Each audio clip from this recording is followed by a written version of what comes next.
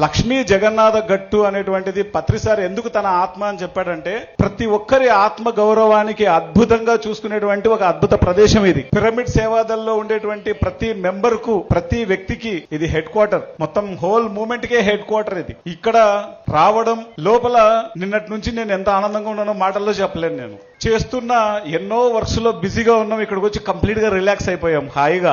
ఇది ప్రతి ఒక్కళ్ళకి ధ్యాన ప్రచారం చేసే ప్రతి వ్యక్తికి శాంతతను చేకూర్చేటువంటి ఒక దివ్యారామం, హీలింగ్ అయిపోయేటువంటి ప్లేస్ ఇది. పిఎంసి అనేది pyramid Seva Dal is equal to PMC. Pyramid Seva Dal A PMC, PMC A pyramid Seva Dal. వచ్చే 5 ఏళ్లలో ఈ ప్లేస్ కి ఏదైతే కావాలో, అది పిఎంసి నుంచి ఏదైతే జరగాలో అది ఆల్రెడీ జరిగిపోయింది.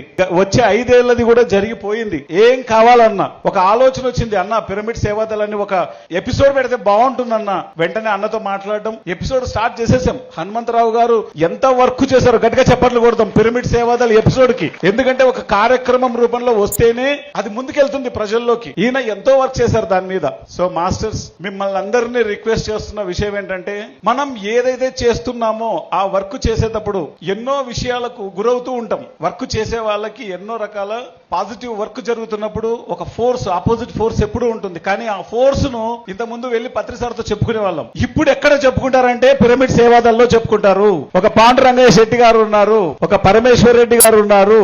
అదే పిరమిడ్ సేవాదల్. పత్రిసారి ఆ యొక్క ఎనర్జీని మెయింటైన్ చేస్తుంది పిరమిడ్ సేవాదల్. ఇది చెప్తున్నప్పుడు పత్రిసారి ఎంత పొంగిపోయేవాడో లోపల.